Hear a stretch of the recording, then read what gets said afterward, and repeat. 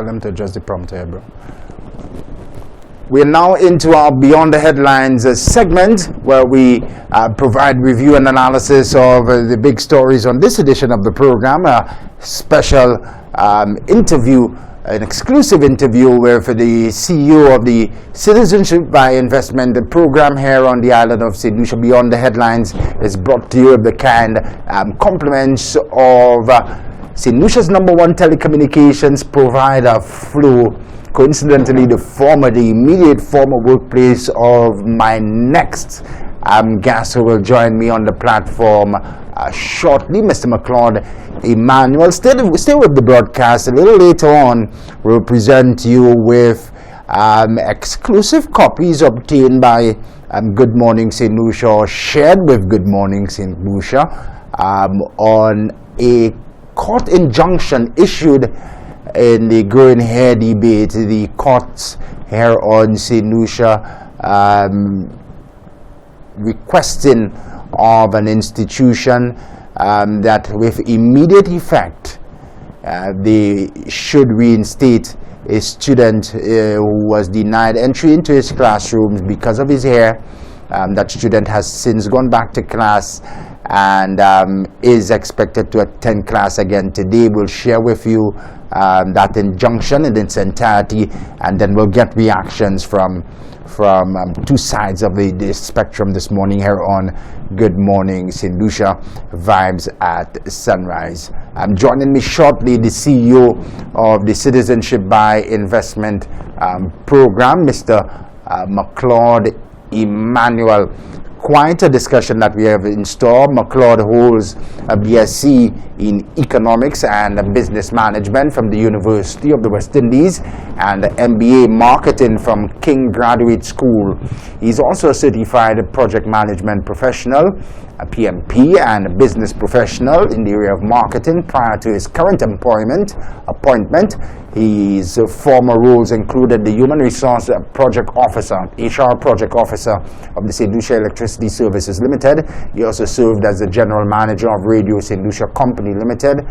and the Marketing Manager at Cable and Wireless St. Lucia, and most recently the Mobile Leader of Cable and Wireless St. Lucia, with now over a decade of leadership in marketing, strategic management, operations management, and economic financial analysis. Claude brings pivotal skills and a wealth of experience necessary to innovate and enhance CIP St. Lucia to achieve even greater success. Claude is responsible for the overall management of the affairs of the CIP unit, comprising of 15 staff members, and monitoring the Citizenship by Investment program to ensure that its independence and integrity is maintained and managed in accordance with international best practices.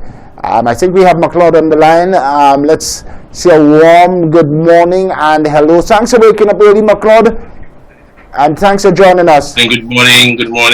Nice to be here. Good morning to your listeners. I don't know. Just go ahead. Getting everything. You hear me, Sean? Yes, we can hear you loud and clear. Thanks for coming on. Once again, good morning. Just give me a second to just get everything organized. How are you doing? I'm not too bad. It's been quite a while. We've waited a bit for this interview. There's quite a lot to talk about. I know there's quite a lot of intrigue and interest as well amongst our viewers and the general population in the CIP program. It's been a while since we've talked CIP, so we'll give you a few minutes to iron things out. You switch on your camera. Let's put the face behind the name and the position of Chief Executive Officer of CIP St. Lucia. Claude Emmanuel is online. We just give him a few minutes and then we will continue our engagement. Of course, this segment of the program, Beyond the Headlines, is brought to you with the kind compliments of Flow. That familiar face is now on live and we can transmit it to our viewers. Claude, again, good morning. Good morning, Sharon. Good morning to your listeners. I'm happy to be there. Sharon, hope you're doing well.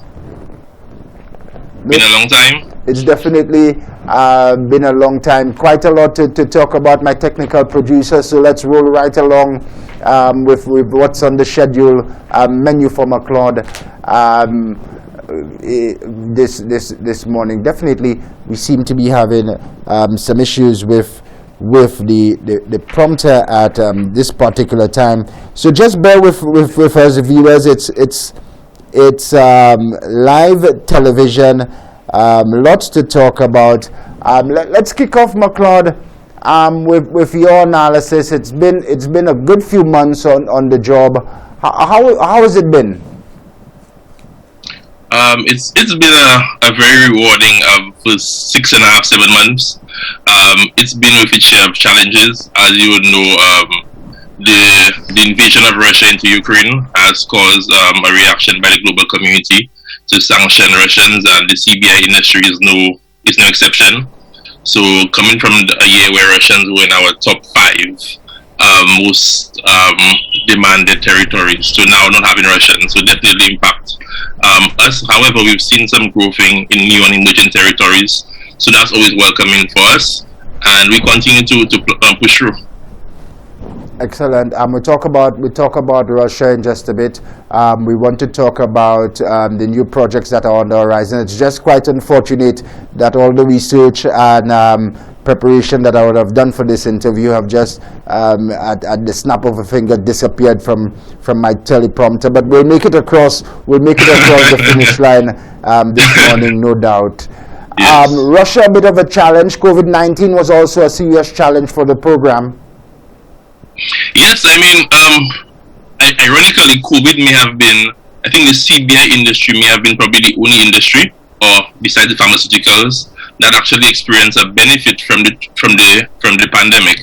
I think people who were stuck in their regular place of residence realized that there is more to the world, there's more opportunities abound. Obviously, employers who were in that traditional brick and mortar mindset now have had a different view on how work can be done. So you have persons working virtually, persons working from different territories. So COVID has caused employees to utilize the technology to get the work done.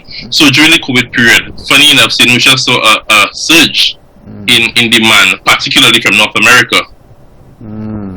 Which is not a traditional territory for CBI. You know, China, the Middle East is normally the cash cows for CBI industries. However, we realized that North America shown a lot of potential. There's a lot of people who want to reside abroad, who want to work abroad, who are tired of probably the political situations, tired of probably just being in one confined space. So St. Lucia and other territories presented favorable substitutes to their homes. So we actually benefited from the pandemic. Excellent. Opportunity in a distress situation for CIP St. Lucia. We see now, McCloud, a resurgence in the interest in CIP programs across the world post the pandemic, as you just stated. Recently, you made a presentation as early as Monday, virtually, albeit at a major international forum focusing on CIP projects. I don't have my research file, so just guard me. It's the Aziza conference, is it, which took place ending on Monday of this week?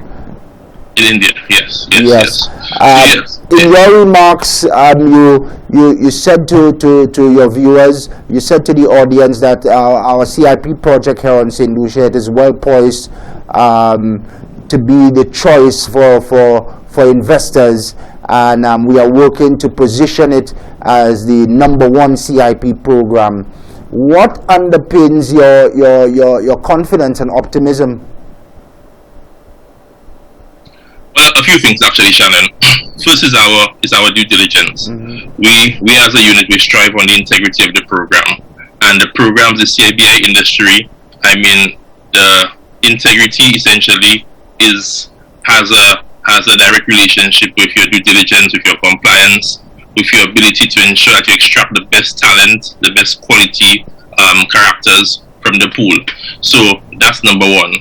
#2, St. Lucia is a premium destination. St. Lucia has been a leading honeymoon destination for quite some time. More recently, we got the award as an adventure destination. So we are trying to marry that brand, integrate that brand St. Lucia, into our proposition. and offer potential citizens not only the benefit of an additional citizenship, however, residency, opportunities for investment, opportunities to live and work and utilize our financial services offshore sectors, and really benefit from the endless opportunities in St. Lucia. So I think that would be our key propositions that you're referring to. Yeah, let's talk about that first item, the due diligence. It's so critical in the management of the CIP program and protecting the integrity of the program and the integrity of the passport, the St. Lucian passport. What are some of the policies, procedures and systems that are in place and that you take on daily with each and every application as part of your due diligence procedures? Well, Shannon, without fear or favor, I believe St. Lucia has the most robust, strict due diligence process in the Caribbean for sure, and possibly in the world. We use local enforcement, our regional counterparts. We use databases that are supported by Interpol, by the FBI. We do background checks, extensive background checks. We use third-party partners like the reputable firms who are based in the UK, in Canada, in the Middle East. So we get to know our customers. KYC is very important. Knowing our customers is very, very important for us. So we ensure that we have the full background on everyone who applies for St. Lucia citizenship. So for us, as much as quantity is important, obviously your numbers are important, the net benefit to St. Lucia is important, we also see as equally important the quality of personnel we bring to our fold. So that really underpins our structure when it comes to compliance and due diligence.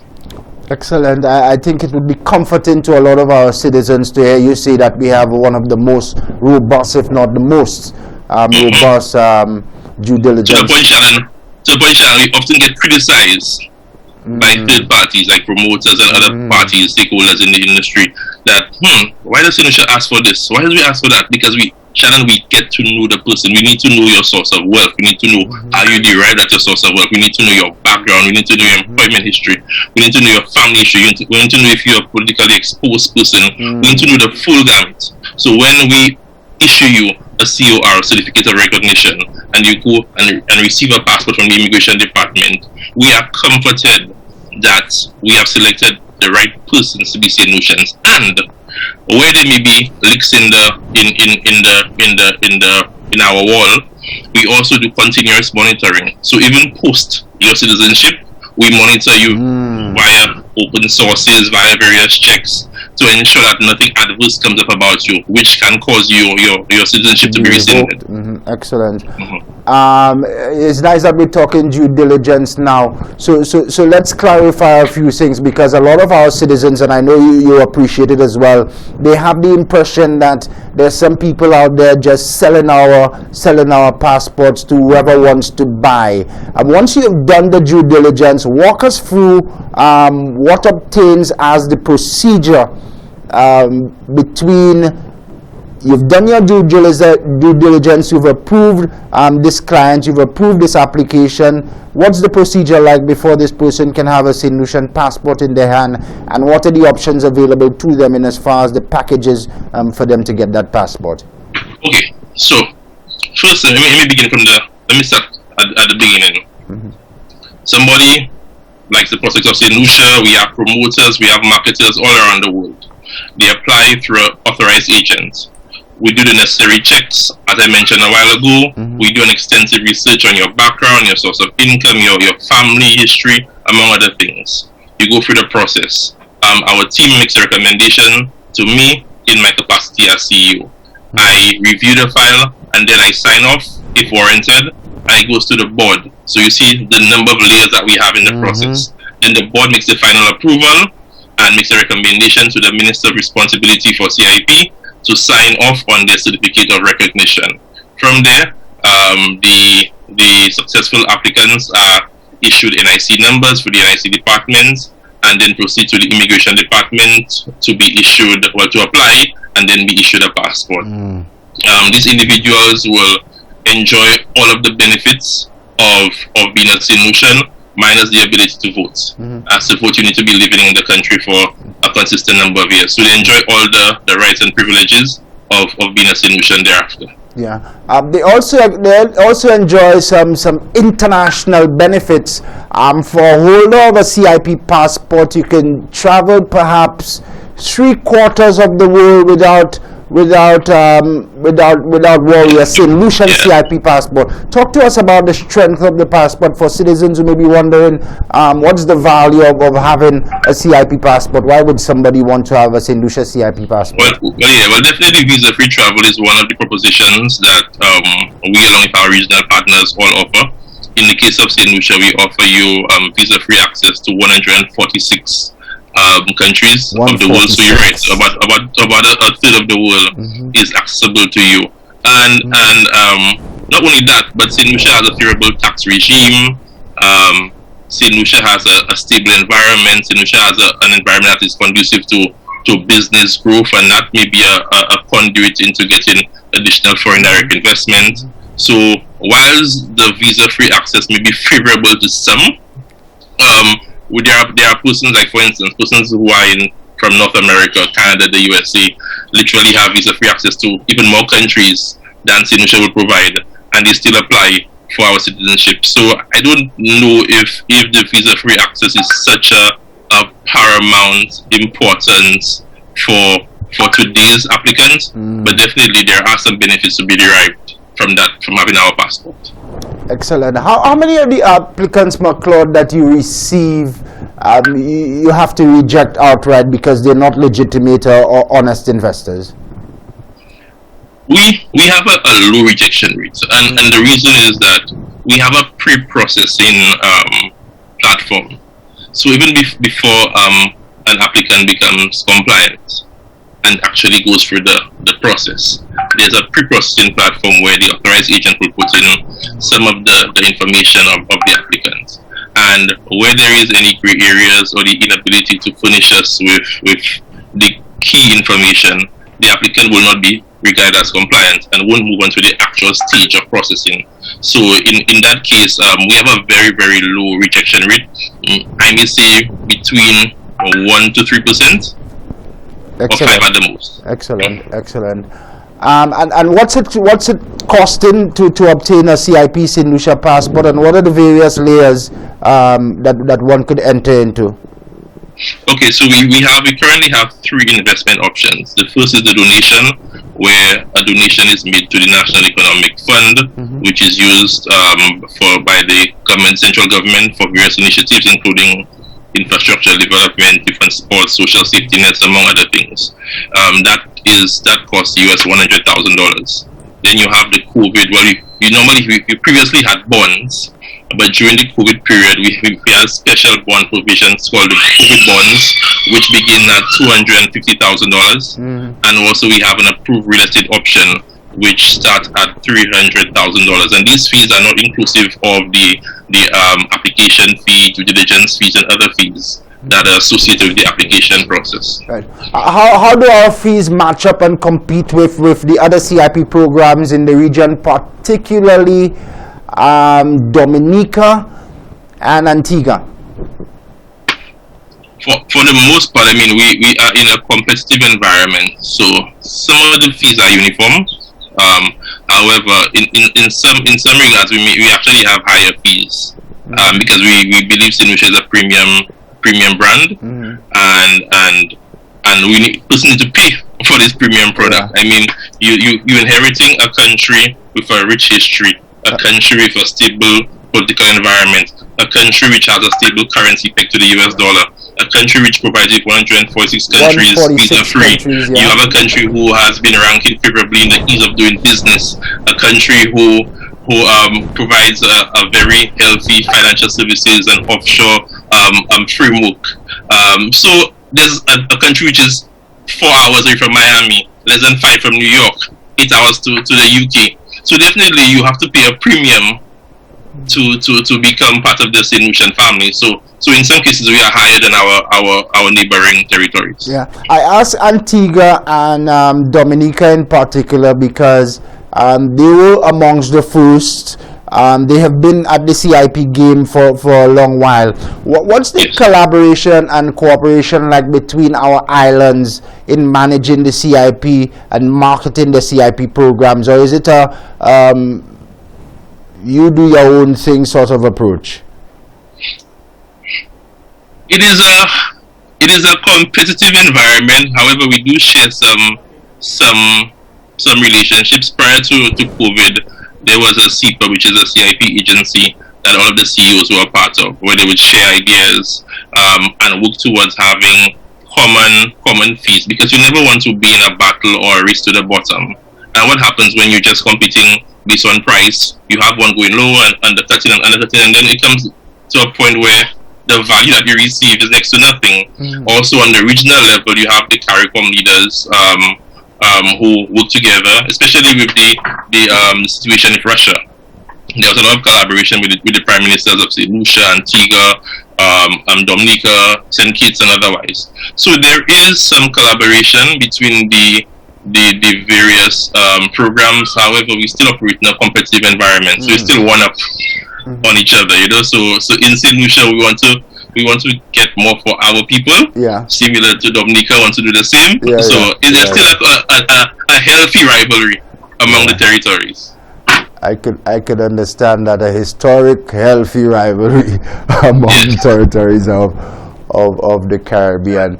But let's talk some brass tacks items now. What I think would be of paramount importance to St. Lucians, although they appreciate all the background that you would have provided and the context that you would have provided. I know we're not in a position to discuss the CIP figures now, because by law they have to be tabled in the House of Parliament. But give us a broad idea without providing figures. Are we doing good? Is there a real demand? Are people purchasing our passports? Are we seeing an increase or a decrease in the programs, well, not value, but intake at this moment? Okay, so with the fiscal year ending March 31st, 2022, obviously for the period 2021-2022, St. Lucia realized its best year for the CIP, which was approximately a 20% improvement year on year with the previous year. This year we have begun seeing some similar traction, similar demand, and I told you we definitely had pressed by the fact that Russia, being our top 5 territory, is no longer within our market. So, and definitely, and I mean, you know, for obvious reasons, and even if our banks, they try to protect their corresponding banking relationships. So even in an instance where St. Lucia's program would like to accept them, I think the banks are not at this time favorable to Russians. But definitely we've seen continued growth in the Middle East, in North America. China has had its hardship with COVID lockdowns, and China probably has had the strictest response to COVID. So one COVID case found in the province, shut down. So we have lots of Chinese interest. However, they have not been able, well, some of them have not been able to go to the various local agencies to get their documents verified, and that's important in the process. Right. But definitely we see no reason why this year will not be a better year than the last, and for the foreseeable future we see a continued upward trajectory for our program. Excellent. I want to talk about what is the strategy for the Russian market and the Middle Eastern market as part of our rebound post-COVID momentarily. But the price tag is extremely high. The cheapest option is $100,000 for St. Lucian CIP passports. A lot of citizens would be curious, McLeod, where is the money going? Where are we spending our CIP dollars? Can you give us an idea? Well, as a unit, we are processing them. So what we do is the processing of the application. So we market and we process the applications. Okay. As I mentioned, the donations go into the National Economic Fund. Okay. So that is governed by a board. And last time I know was by a board. I think still a board and central government. So the board comprises PS Finance, PS Economic Affairs, reps from Ministry of Commerce, and other government agencies. I think St. Lucia has a member on the board. So we are not part of how the funds are directed. Definitely, we can perform the role of lobbyists because we see what happens in our neighboring territories. So we definitely, and we believe that CIP has a particular stigma in the Caribbean and St.Lucia in particular, and the more tangible things that are done, the more we destigmatize this sort of notion that, boy, you're just selling people passports, boy, and you're eating money, and you know what is often said. So definitely we hope to see more tangible things happening. I know there are plans to do so, but from a unit perspective, we are not involved in how the funds are used. But let's just say to our viewers and citizens, how and where the funds are used are tabled by law in the House of Parliament, or it is mandated that it should be tabled as part of the annual report? Yeah, the annual report would include some of the uses in the past financial year. However, it's not extensive. So definitely some of the big plans in the next coming months. I know there are some plans to utilize CIP for lots of infrastructure and social programs, but we leave that for the Minister for Investments or the Prime Minister to mention at the appropriate time. That was my next. That was where I was headed to next. I know you would have wind of what's in the pipeline. You sometimes interface directly with the investors. Broadly, what are we looking at? More tourism projects? We will leave the specific announcements for the ministers, as you most diplomatically said. But broadly, what are we looking at in terms of the investors at our door? Tourism, manufacturing. Where are they putting their money? I mean, from a policy position, what we know that two priorities for the country, three priorities would be healthcare financing, housing, and tourism development. Excellent. So I expect that one or all of these three will be parts of the investment that CIP ventures into in the coming months. Soon, McLeod? Soon? I believe so. Yeah. Excellent. Quickly, let's talk about Russia and how do we rebound? What's the strategy there? Russia. I mean, for now, it's on hold. It's on hold. Twofold. Obviously, we have joined the international community in placing a suspension on Russian applicants for now. And as I mentioned to you, our banks at this current juncture are not open to processing Russian applications because they have corresponding relationships with the big banks, particularly in North America, and it's important for them to safeguard and not be de-risk. So for now, there is no movement with regards to Russians. We can only hope that the situation reaches a climax, although we see no end in sight to the current battle happening. But as soon as this happens and the policies relax, we are ready and willing to accept good quality Russians who could add value to our country. The banking issue is similar to what you see with the decriminalization of the marijuana industry. A lot of the correspondent banks having issues there, but you continue to have discussion with the banks as they continue to monitor, and you continue to monitor the Russia situation. Yes. Actually, yes. So we continue. We have ongoing dialogue with the banks. But for now, the position has remained. But definitely, as soon as the conditions change, I could assure persons that we have the necessary resources in place, the procedures in place to ensure that we get the best quality Russians or applicants in general, including Russians. Excellent. And you're looking at high-end applicants. McLeod, from your desk as the CEO, what's the vision that you have for CIP as we wind down? A few more questions for me. Where do you want to see the CIP project 10, 15 years down the line? See the CIP project or program? The CIP program, sorry. Oh, okay. All right. Definitely, we want to see more aggressive marketing in the region. The CIP program is really a program that is about top of mind. and we want to see St. Lucia be a top of mind for applicants from the Middle East, from North America, and from even the new and emerging territories. You have perhaps South and Central America that has potential. So we want to tap into these new and emerging markets.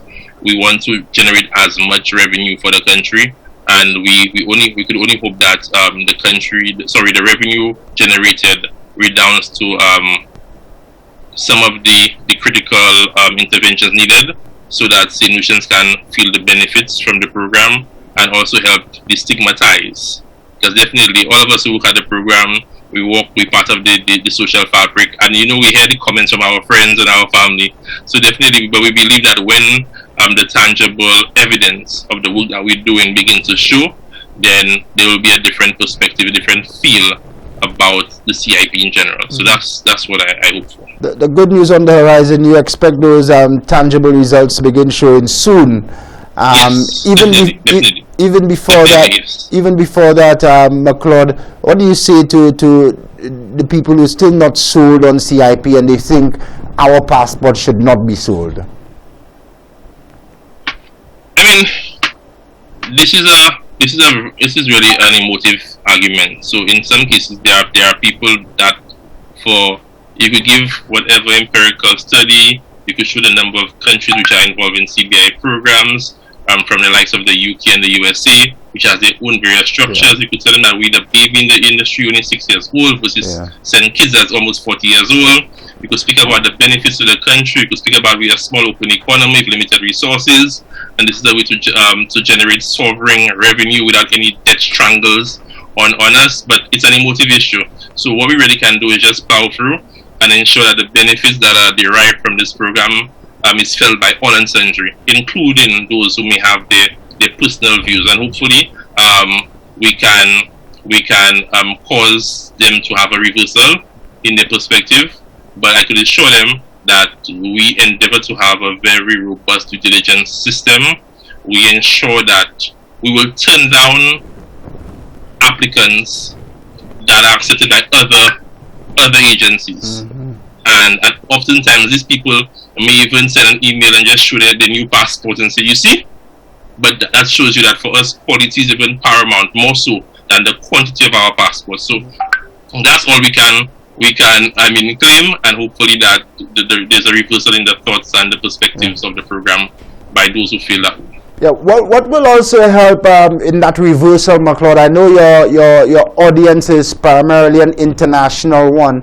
But public sensitization, some marketing right here at home, getting people familiar with what CIP is, how the money works, how the due diligence works, that can assist you with reversing a lot of the stigma that is now attached to the CIP. Definitely, Shannon, you couldn't say it better. And we've actually we've issued 2 newsletters over the last 3 months.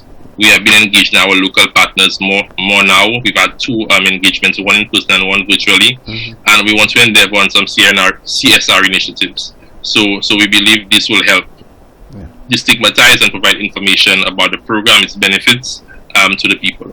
Given your university background, I know that CSR approach will be top of your agenda as the CIP's boss. But Claude, there's so much more that we can talk about, but I have so many more guests on standby because the bumper is a bumper. No, I'm not chasing. There's a bumper to bumper show this morning. It's turning out to be that sort of thing. I know a good few of my listeners and viewers would have thought and expected some boxing gloves, but we are extremely proud of this young man, McClaude Emmanuel, the boss and CEO of the CIP St. Lucia program, a product of the Leon Hess Comprehensive Secondary School, doing fine. McClaude, thank you for your time. We'll touch base again soon, and keep up the good work representing St. Lucia and all that you do. Thank you, Shannon, and also congrats on this new endeavor. From these basketball days, I didn't expect to see you going from doing fadeaways and layups to in your suit, hosting shows. But I think you've come a long way.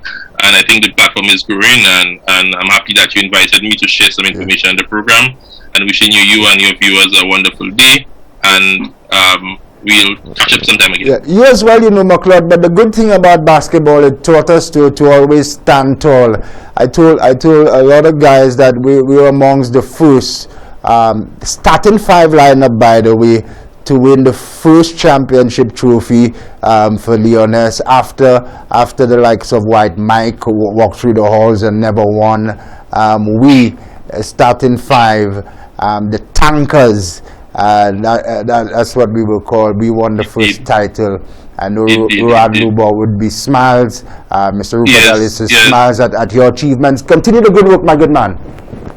Thank you. Take care. All the best. Yeah. CEO of the Citizenship by Investment Program, CIP St. Lucia Program, Claude Emmanuel, my special guests on this edition of Beyond the Headlines, brought to you with the kind compliments of St. Lucia's #1 telecommunications provider, Flow. Still to come, I have some very special guests from the Department of Sustainable Development who will join me live in studio, and will share with you the latest from the courts here in St. Lucia. An injunction has been issued to a secondary school as the hair debate continues to grow. We'll go through that injunction in its entirety, and then we'll get